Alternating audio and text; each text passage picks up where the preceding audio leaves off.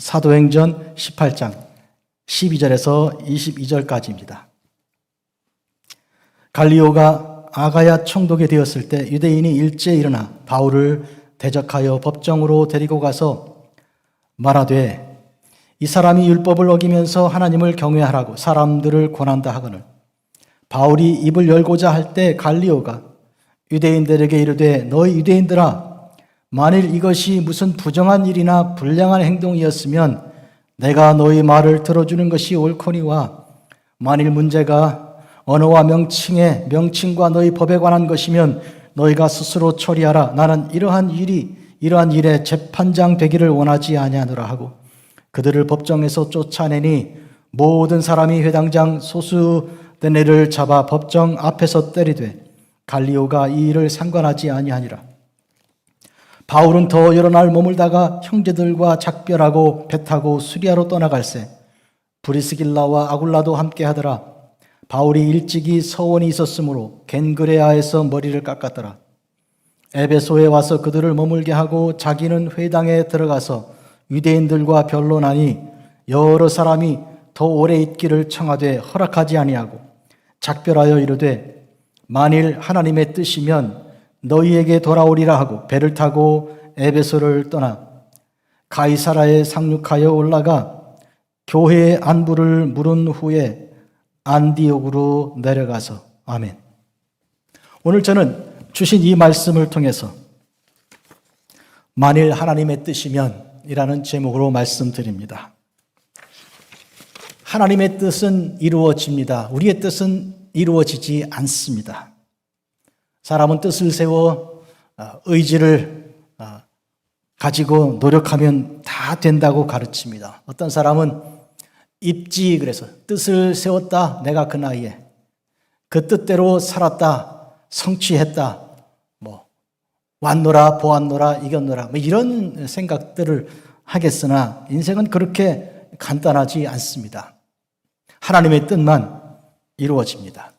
오늘 나타난 본문을 읽어보면 오늘 본문에 갈리오라는 사람으로 시작하는 본문인데 그는 아가야 지방의 총독입니다.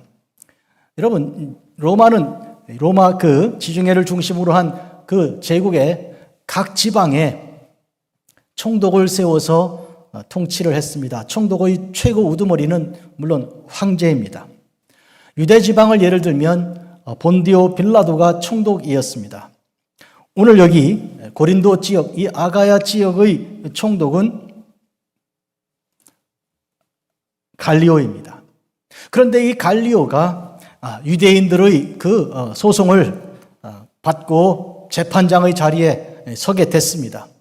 그런데 그들이 데리고 온 것은 바울이고요. 그들이 소송한 그 내용은 바울이 율법을 어기면서 하나님을 경외하라고 가르치는데 이 도대체 율법을 어긴 자가 무슨 일입니까? 이렇게 소송을 걸어왔습니다. 그런데 이 갈리오는 뭐라고 그들에게 대답했는가 하면 이게 만약 무슨 부정한 일이나 불량한 행동 같으면 내가 처리하겠다. 그러나 이것이 결국 너희들의 언어와 명칭과 그리고 너희들의 법에 관한 거 아니냐. 나 아무 관계 없다. 내가 재판장 되지 않겠다. 다 물러가라. 그렇게 내보냈습니다. 생각해 봅니다. 본디오 빌라도는 이 갈리오와 완전 다른 입장을 취하였습니다. 분명히 예수님을 고소한 유대인들의 경우에도 다 한결같이 이와 같이 언어와 명칭과 그리고 유대인의 법에 관한 것이었는데 그런데 그는 갈리오처럼 행동하지 않았습니다. 예수님 때 본디오 빌라도 대신 갈리오가 총독으로 와 있었더라면 예수님은 무죄로 석방되었을 것입니다. 그러면 어떻게 된 것입니까? 하나님의 뜻대로 된 것입니다. 하나님께서 당시 예수 그리스도께서 십자가를 지시고 죽기까지 하나님 말씀을 다 이루실 그 하나님의 모든 약속이 있었기 때문에 그때 하나님의 뜻이 이루어진 것입니다. 그러니까 이것은 문제가 갈리오나 이것은 문제가 본디오 빌라도가 아니라 하나님의 뜻이 문제입니다. 우리 인생이 다 마찬가지죠.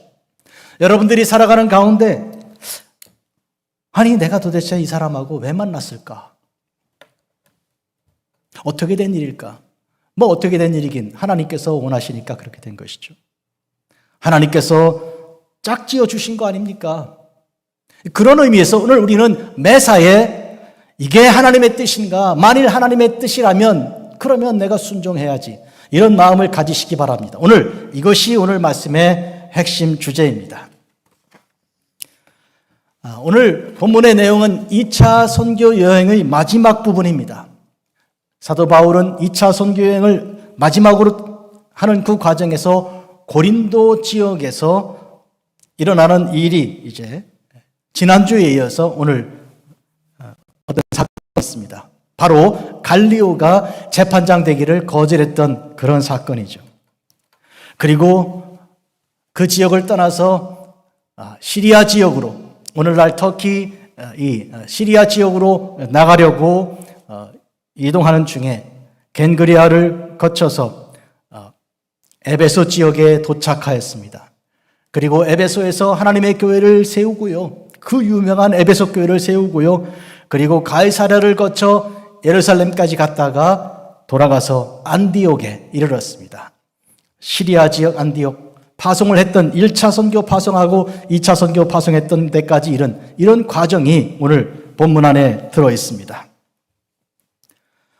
이 모든 과정은 바울의 계획이 이루어진 게 아닙니다. 플랜을 짜고 그 플랜대로 하나씩 둘씩 움직인 것이 아니고 하나님의 뜻대로, 하나님의 명령하신 그 명령을 따라 차례대로 움직여 간 것입니다. 특별히 저는 오늘 설교에서 바울이 에베소 교회에 도달했던 장면, 갈리오가 주관하고 있었던 그 아가야 지역의 고린도에서 나와서 에베소에 도착했었던 그때를 집중해서 여러분에게 말씀을 전하려고 합니다. 에베소에 이르렀을 때 복음을 증거하는데 그는 홀로 회당에 들어갔습니다. 하나님께서 역사하시니까요, 유대인들 중에 예수 믿는 사람들이 생겨났습니다. 계속해서 유대인들에게 박해를 받고 있지 않았습니까? 바로 고린도에서도 유대인들이 모여서 갈리오에게 소송을 걸지 않았었습니까? 그런 유대인이 무섭지도 않은지 에베소에 도착한 그는 생면부지의 에베소에서 회당에 들어가는데 홀로 들어가서 복음을 전했고, 그때 많은 사람들이 예수님을 믿었습니다. 그들은 바울 보고 좀 더 오래 있자고 그랬습니다. 쫓아내고 핍박하는 것이 다반사였던 선교 현장에서 오래 있자는 건 이거는 환영하는 일이잖아요. 얼마나 좋은 일입니까? 그런데 그때 바울은 하나님의 뜻이면 내가 돌아오겠지만 지금은 아니라고 대답합니다. 우리는 사람이 환영한다고 거기 오래 머물고 사람들이 미워한다고 얼른 떠나는 것이 아닙니다. 그거는 하나님의 뜻을 구하는 태도가 아니죠. 바울은 에베소 교인들이 붙들고 오래 있자는 데 불구하고 하나님께서 원하신다면, 만일 하나님의 뜻이면 내가 돌아오리라 말씀 전했습니다. 그것은 자기 감정을 말한 것이 아니라 하나님의 뜻이 그러한 것이, 믿는 사람들이 가는 길이 그러한 것을 그는 증거한 것입니다. 우리가 잘 아는 것처럼 예레미야는 이와 같이 인간이 걷는 길에 대해서 말했습니다. 여호와여, 내가 알거니와 사람의 길이 자신에게 있지 아니하니 걸음을 지도함이 걷는 자에게 있지 아니하니이다. 걸음을 걷는다고 해서 그 길이 내 길이 아니다, 그 말이죠. 지도하시는 분의 길, 하나님의 길이지 나는 그냥 걸을 뿐이다. 시편 기자는 말씀이 내 발 앞에 등이고 말씀이 내 가는 길의 빛이라고 고백했습니다. 시편 119편 105절입니다. 그는 가이사랴에 상륙했고 교회로 들어가서 안부를 전했습니다. 그 교회는 예루살렘 교회입니다. 그리고 안디옥에 돌아왔는데요. 그러면 그것은 2차 선교 여행은 끝이지만, 그러나 하나님께서는 그에게 제 3차 선교 여행을 준비하고 계셨습니다. 한 챕터가 끝나고, 한 장이 끝나고 새로운 장이 준비되고 있는 것이죠. 우리 인생에 하나를 마치면 그 다음에 무엇이 기다리고 있는데 하나님께서 허락하시면 그게 가능한 것입니다. 그런데 많은 사람들은 내일을 꿈꾸고 내일을 계획할 때 하나님께 기도하지 않습니다. 그냥 계획에 골머리가 아프거나 아니면 기대가 크거나 둘 중에 하나죠. 그러나 그렇게 되지가 않습니다. 만약 하나님께서 원하지 않으시면 오늘 밤에 그는 못 일어날 것입니다. 그러나 하나님께서 허락하시면 그는 다음날 사람들의 걱정과 염려에도 불구하고 벌떡 일어날 것입니다. 새로운 날을 맞이할 것입니다. 하나님께서 원하신다면. 우리는 찬송이 있습니다. 갈 길을 밝히 보이시니. 그렇습니다. 하나님께서 우리의 갈 길을 밝히 보여주시는 것입니다. 이미 에베소를 중심으로 말씀드리겠다고 했으니 이제는 에베소를 잠깐 소개하겠습니다. 에베소는 소아시아, 오늘 터키 지역에 있는 에게해 바다가 있죠. 지중해가 큰 지중해가 있고, 이 에게해라는 것은 이 지중해의 이 모퉁이에 새롭게 들어있는 그런 발칸반도 이제 한쪽에 있는 그런 바다 쪽이고, 거기에 있는 오늘날 터키 쪽에 있는 이 도시가 에베소입니다. 이 에베소는요, 이때 당시 바울이 들어와서 처음으로 교회를 세워서 기독교는 이때 처음이지만, 그러나 명성은 자자했던 것입니다. 얼마나 유명한 곳이었는가 하면 고대 적어도 700년 BC 700년 전부터 큰 도시로 성장했던 것입니다. 상업적인 도시입니다. 여러 가지로 상업적인 그런 입지가 좋았습니다. 정치적으로도 뛰어난 곳이고요. 또 문화 예술도 발달하였습니다. 건축물도 대단합니다. 에베소 지역에 건축물로 여러 가지 남아있는 것들을 우리가 볼 수도 있고요. 그리고 한 3만 명까지 들어갈 수 있는 그런 경기장이 있습니다.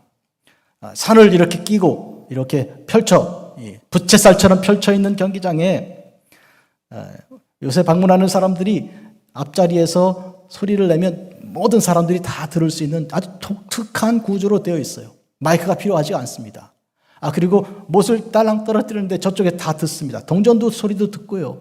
이런 과학도 뛰어나고 또 예술과 또 정치 또 문화, 이 모든 게 다 발달했고요. 특히 종교, 물론 이방 신앙이지만 대단히 발달하여 그들이 신전을 세웠는데 아테미 신전이 유명합니다. 아테미는 다른 이름으로 다이아나라고 부릅니다. 이게 같은 신의 헬라어와 로마 말의 차이죠. 자, 아테미 혹은 다이아나 신전은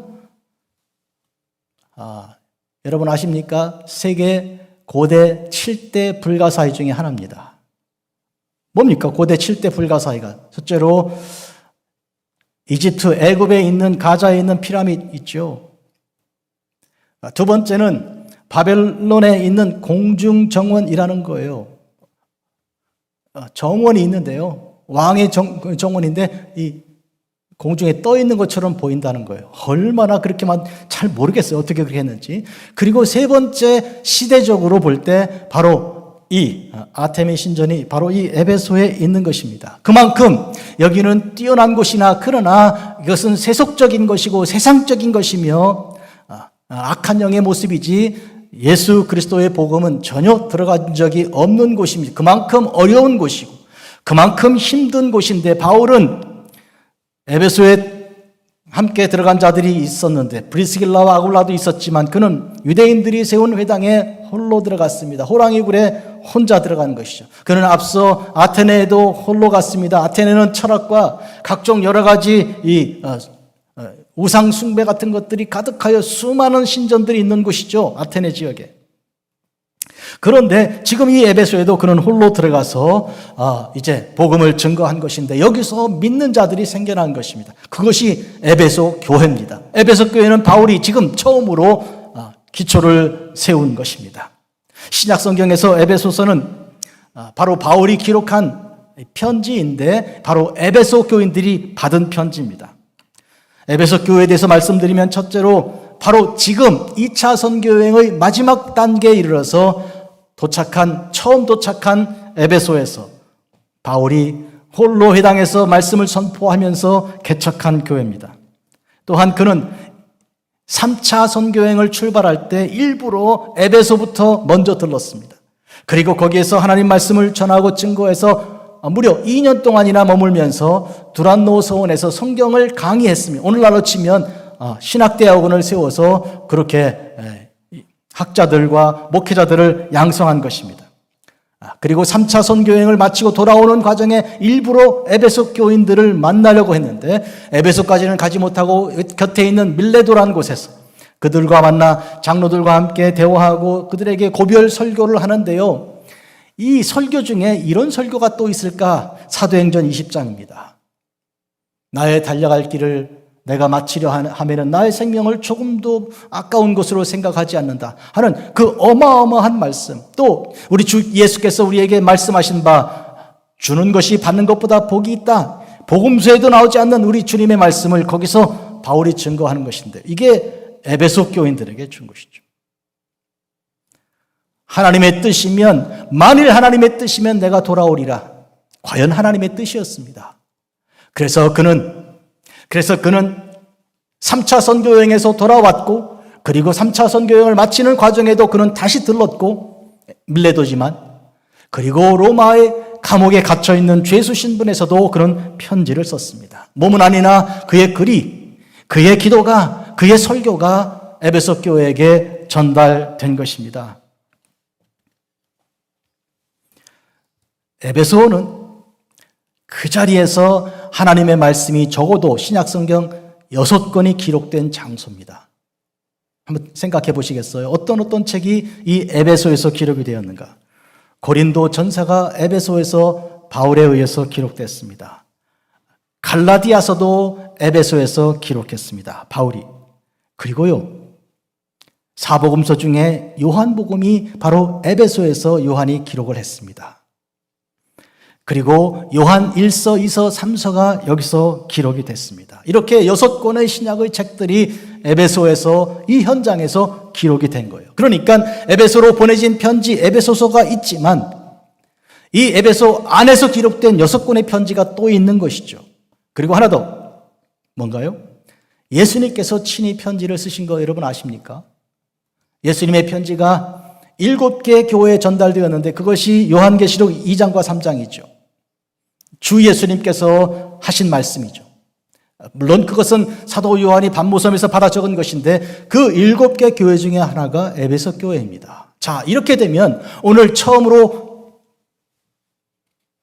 바울이 들어가서 이와 같이 홀로 복음을 증거한 그때 환난도 핍박도 없이 오히려 많은 사람들이 예수님을 믿겠다고 오고, 그리고 여기 좀 같이 있자고 하는 그때 바울이 떨치고 나가면서 거절하면서 하나님의 뜻이면 돌아오겠지만 지금은 간다고.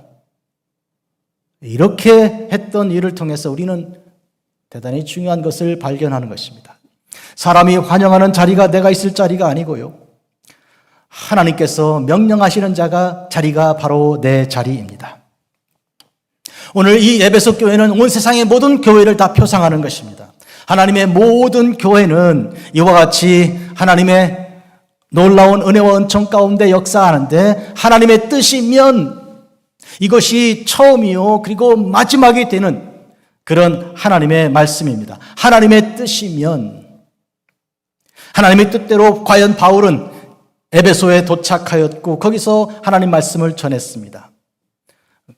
앞에 실패를 놓고 보면 고린도에서, 그리고 이제 그 앞서 있었던 아테네에서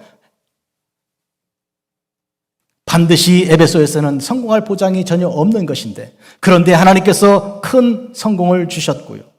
그렇다면 거기는 오래 머물 자리처럼 보이나, 그러나 바울은 떨치고 일어났습니다. 하나님의 뜻을 물으면서. 오늘 우리는 보통 때, 어려울 때만 하나님의 뜻을 묻는 경향이 있지 않아요? 일이 안 되면 하나님 뜻이 뭡니까? 그러나 잘 될 때는 묻지도 않아요. 그냥 그 길이 잘 되는 줄 알아요. 그러나 우리는 어떤 때든지 언제나 항상 하나님 뜻을 물어야 합니다. 오늘 이것이 우리 모두에게 주시는, 하나님께서 주시는 영적인 도전입니다, 여러분. 본문으로 들어가겠습니다. 갈리오가 아가야 총독 되었던 때, 그때 당시 바울은 고린도에서 1년 6개월을 머물면서 하나님 말씀을 가르치던 중이었습니다. 갈리오는 51년에서 52년까지 AD 51년, 52년 이때 동안 총독 역할을 했습니다. 이때 바울은 2차 선교여행의 후반부죠. 그는 50년에 출발해서 52년까지 3년 동안에 걸쳐 2차 선교 여행을 하던 중이었습니다. 우리는 이 갈리오가 하나님을 모르는 사람인데 어떻게 이렇게 지혜로웠을까? 참 훌륭하다. 오늘날 많은 미안한 일이지만 교회들이 교회 일을 가지고 세상 법정에 나가지 않습니까? 그런데 세상의 판사들이 이거는 교회 일이니까 교회로 도로 가지고 가시오. 이렇게 돌려보내면 이 갈리오 같은 사람인데, 세상 법정이라도 교회 일을 가지고 오면 다 재판을 하죠. 참 슬픈 얘기입니다. 우리 주님께서 교회 일은 결코 세상 법정으로 가지고 가지 말라 그 명령을 하셨는데도 불구하고 이 일은 끊임없이 계속되고 있고 세상이 교회를 심판하는 이 슬픈 일이 일어나고 있습니다. 우리는 참 갈리오가 한편으로 그립기도 합니다. 그런데 이것도 이미 말씀드린 것처럼 하나님께서 그때 그를 거기에 두셨던 것입니다. 뭐라고 고소했는가 하면 이 사람이 율법을 어기면서 하나님을 경외하라고 사람을 권한다. 율법을 어기는 자가 하나님을 경외하라 그러니 하나님을 믿는 방식이 틀리다. 그러니까 이 사람을 처벌해달라. 이런 소송입니다.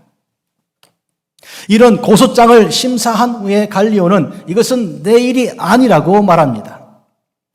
내가 할 일은 이것이고 내가 할 수 없는 일은 저거라고 그는 뚜렷하고도 분명하게 그렇게 선을 긋습니다. 그리고 그들을 법정에서 쫓아냈죠. 그런데 이번에 어떤 일이 벌어졌습니까? 모든 사람들이, 그러니까 그 법정에 와서 고소했던 사람들이죠. 유대인들이죠. 회당장 소수데네를 잡아 법정에서 때렸습니다. 이게 무슨 얘기입니까?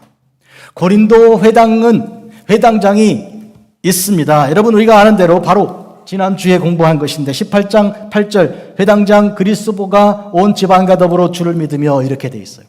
그러니까 바로 고린도 회당의 회당장이 그리스도라는 사람이고 바울이 회당에서 핍박당하여 쫓겨날 때 옷을 털면서 내가 이제는 이방인에게 가겠다고 말할 때 그때 회당장이었던 그리스도가 예수님을 믿고 그 온 식구들이 예수 믿었던 것이죠.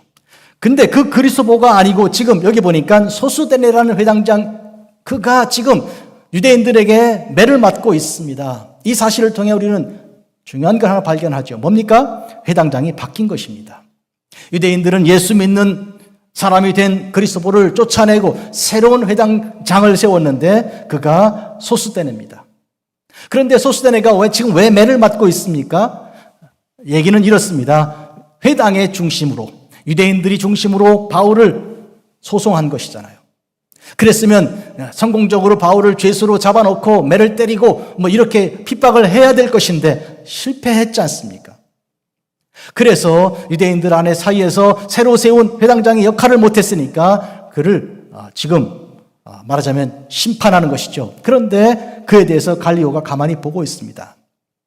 그냥 허락해 놓은 것이죠. 이걸 통해 우리는 뭘 알 수 있는가 하면 유대 사회가, 유대인들 공동체가 지금 갈라진 것입니다.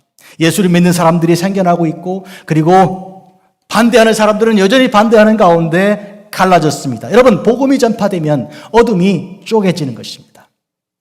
하나님께서 천지를 창조하실 때 빛과 어둠을 갈라내시고요. 그리고 물을 위아래로 갈라내신 것이 두 번째 창조예요. 세 번째 창조는 아래에 있는 물을 갈라내신 것이 창조인데 하나님의 창조 역사는 그와 같은 것입니다. 갈라내는 것입니다. 하나님 복음의 말씀이 들어올 때 세상은 쪼개지는 것입니다. 그래서 심지어는 집안에서도 서로 나뉘어서 시어머니와 며느리가, 딸과 어머니가 이런 분열이 생긴다고 말씀하신 것이 무슨 뜻인가 하면 이게 하나님의 역사하심인 것입니다. 이로 인하여 그들은 수천 년 동안 있어 오던 그런 자기들의 믿음이 집안이 흔들리고 깨지고 그리고 흔들리면서 비로소 하나님이 누군지 심각하게 묻고 하나님의 뜻이 어떻게 되는지를 이제 듣고 깨닫는 사람들이 생겨나게 되는 것입니다. 지금 유대인의 공동체가 이런 분열 속에서 깨어지고 있는 것입니다. 사도행전 전체를 통해서 보면 복음을 증거하는 자들이 가서 복음을 전할 때 가는 곳마다 이런 분열 현상들이 생겼습니다. 하나님께서 그들을 쪼개시고 그리고 정복해 가시는 그런 하나의 큰 중요한 과정인 것입니다. 이제 바울은 고린도를 떠나 그 지역을 벗어나서 이제는 에베소로 갑니다. 수리아 지역, 즉 시리아 지역에 있는 에베소 쪽으로 가는 길에 그는 겐그레아에서 머리를 깎으며 서원을 갚았습니다. 마땅히 유대인으로서 해야 할 일을 그는 감당하고 에베소에 머물러 와서 거기서 그는 회당에 들어갔습니다. 말씀드린 것처럼 그 중요한 일에 왜 누구랑 좀 같이 가면 좋겠는데, 특히 브리스길라와 아굴라 얼마나 대단한 사람들입니까? 훌륭한 사람들과 함께 이렇게 어깨에 마주하고 들어가면 참 좋을 텐데 왜 그는 홀로 갔을까요? 사랑하는 성도 여러분, 하나님께서 우리에게 정말 의지할 것은 하나님이라는 것을 보여주는 것이고 바울은 그것을 알았습니다. 가장 어렵고 가장 힘든 때에 홀로 하나님 앞에 서는 것입니다. 진짜 지도자는 고독을 무서워하지 않아야 하는 것입니다. 항상 누군가 곁에 있어야 되고요. 누군가 말을 들어줘야 되고요. 이 지도자 아닙니다. 진짜 지도자는 무서운 고독과 함께 싸우며 하나님 앞에 엎드려 기도하는 자입니다. 원수 앞에 나갈 때 혼자 나가는 것입니다. 다윗처럼 골리앗을 상대하러 홀로 나가는 것입니다. 이게 지도자입니다. 지금 바울은 그와 같은 믿음을 가지고 간 것입니다. 어차피 이루어질 것은 내 뜻도 아니고 우리 힘도 아니고 하나님의 뜻만 이루어질 것이기 때문에 어차피 그렇다면 분명하고도 뚜렷하게 그 뜻을 이루어내는 것이 옳습니다. 여럿이 몰려가서 일이 이루어지면 혹시라도 우리 수가 많아서 그렇게 된 것이다 이 착각할 수가 있기 때문에, 물타는 것이 될 수 있기 때문에 정확하고도 분명하게 하나님 뜻이 그대로 이루어지기를 기다리는 것이죠. 우리 금문교회가 이렇게 약하지만 그러나 하나님의 뜻이면 우리를 사용해서 하나님 역사하시죠. 그때 우리는 분명히 고백할 것입니다. 이것은 하나님의 일이, 우리의 일은 결코 아닙니다. 누가 보아도 차타가 공인할 수 있는 그런 내용이 되는 것입니다. 에베소에 이르러 그는 많은 사람들이 예수님을 믿게 되고 우리 함께 더 목회하자고 했으나 하나님의 뜻이 아니었기 때문에 허락하지 않았습니다. 한데 그는 말합니다. 만일 하나님의 뜻이면 너에게로 돌아오리라.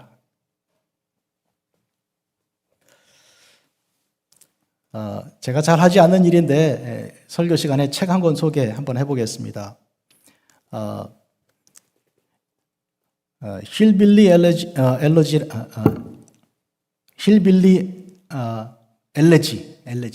아니고 엘레지라는 책인데요. J.D. 벤스라는 사람이 쓴 책이에요. 먼저 저는 영화를 봤습니다. 누가 추천했는데 꼭 보라 그래가지고 우리 부부가 같이 앉아서 봤는데요. 감동이 일어났습니다. 어떤 얘기인가 하면 미국도요, 아주 가난한 백인들이라고 해도 정말로 이건 있을 수가 없을 만큼 가난한 그런 아주 문명도 들어가 있지 않고 그냥 술과 마약에 쩔어 있고 한 그런 데가 많습니다. 그런 데서 성장한 한 소년 이야기예요. 어머니는요, 일평생 마약에 중독돼서 아주 그냥 전혀 어머니 노릇을 하지 않고요. 네. 계속 괴롭히고 그런 어머니 밑에서 자랐습니다. 그런데 그가 그 시골에서 주립대학을 졸업했고요. 그리고 대학원을 법대로 진학했는데 예일대학 법대로 진학했습니다. 제가 이런 얘기는 하고 싶지 않지만 법대는 제일 좋은 학교가 하버드가 아니고 예일대학이죠. 미국에서는요. 그런데 숫자도 얼마 안 됩니다. 200명 정도밖에 안 뽑는데요. 거길 들어갔습니다. 그게 어떻게 가능한가? 그래서 사람들은 주목한 거예요. 도대체 왜 어떻게 가능한 일이냐? 그 비결이 여기 들어있는데요. 이 페이지에 한 문장 하나 읽어드립니다.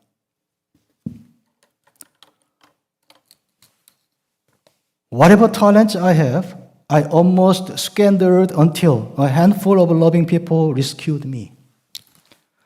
내가 무슨 탤런트가 있는지 난 모르겠는데 나는 정말 내 인생을 그냥 낭비하고 말았던 것인데 몇 사람, 소수의 사람이 나를 건져낼 때까지 나는 무방비 상태였다. 그 영화를 보면 애들하고 어울려서 마약도 하고요. 학교 그냥 안 가고요. 그러니까 중학교, 고등학교 전혀 소망이 없는 아이였어요. 그런데 어떻게 그렇게 지금 이야기 들으니까 미국의 상원 의원이 됐다 그러죠, 이번에. 어떻게 이런 일, 이 책이 이제 나온 다음에 된 건데, 어떻게 그런 일이 가능했나 그러니까 지금 몇몇 사람들이 자기를 구출해냈기 때문에 그런 것이다. 특히 영화에 할머니 얘기 나옵니다. 할머니는 고등학교도 나오지 않았어요. 그런데 그 할머니가 이 아이를 붙들고 모든 걸 다 해서 길러내는데 사력을 다합니다. 사력을 죽을 때까지. 여러분, 나는 이 사람이 예수 믿는 사람인지는 모르겠어요. 그러나 여기서 그 몇 사람이 나를 구출할 때까지 나는 무방비 상태였고 나는 인생을 낭비하는 자였다라고 말한 이 말이 영적으로 말하면 우리는 예수님이 나를 발견하여 나를 구출할 때까지 나는 아무 쓸모없는 자였다라는 고백을 할 수밖에 없는 것이죠. 하나님의 뜻으로 인하여 내가 붙들림 받았고 하나님 뜻대로 내가 여기까지 왔지. 이건 내 생각도 아니고 내 계획도 아니었다고. 어렸을 때 꿈이 뭐냐고 물으면 이런저런 하겠지만 나는 그런 꿈도 꾼 적이 없다. 그런 얘기예요. 쉽게 말하면. 그런 걸 바라지도 않고 부러워한 적도 없고 그냥 아무렇게나 살다가 그냥 인생이 끝날 것 같이 그렇게 살았는데 내 뜻 아닌데 이렇게 됐다는 거예요. 지금 얘기가 결론적으로. 오늘 우리의 삶에 하나님의 뜻이면이라고 물을 때는 그런 것입니다. 오늘 우리의 삶에 여기까지 오신 여러분들 모두가 하나님의 뜻대로 이렇게 온 것이죠.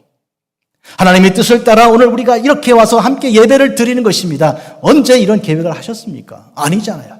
앞으로도 그럴 것입니다. 만일 하나님의 뜻이면 이라고 물었던 바울의 이 질문은 오늘 우리에게도 언제나 유효한 것입니다. 하나님의 뜻이면 나는 돌아올 것이다. 과연 그러했습니다. 에베소서를 기록하여 로마에서 편지를 보낼 때 맨 앞머리에 바울은 이렇게 썼습니다. 1장 1절입니다. 하나님의 뜻으로 말미암아 예수 그리스도의 사도된 바울은 제가요 에베소서를 오늘 설교 전에 한번 다시 쭉 읽으면서 내용을 읽어야지 하고 읽다가 소름이 쫙 끼친 거예요. 로마 감옥에 있으면 다 끝난 거 아닙니까? 로마가 가장 강한 나라고 그 로마의 감옥 우리가 방문해 보았지만 거기는요 황제들이 있는 그 원로원 곁에 있는 거기 중심에 있는 감옥이에요. 그건 마지막 사형장 가기 직전이죠. 중범죄인이 거기 들어가 있는 거예요. 그런데 그가 거기에서 하나님의 뜻을 말하고 있는 것입니다.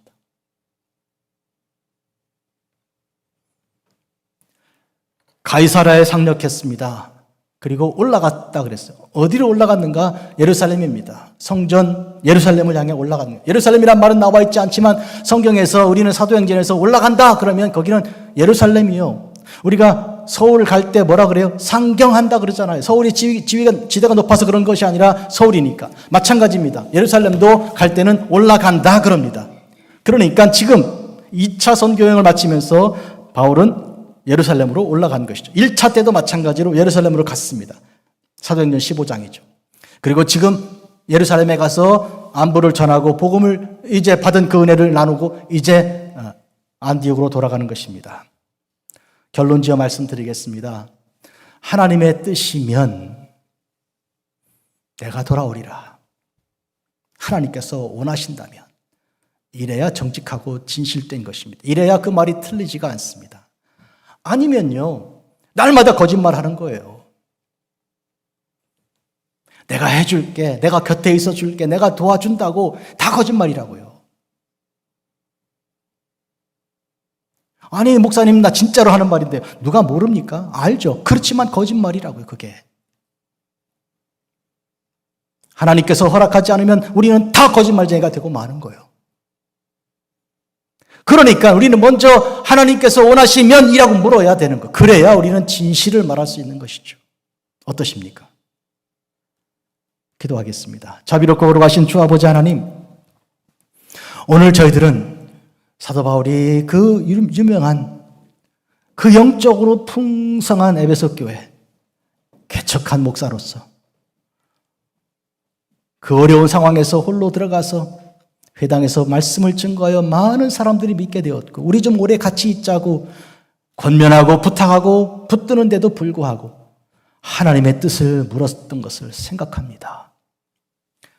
우리가 사람의 마음이 아니고 사람의 생각이 아니고 하나님의 마음과 하나님의 뜻을 묻는 자들이 되어서 일생 사는 동안 하나님 뜻대로 행하게 하여 주시옵소서. 내 주여, 뜻대로 행하시옵소서.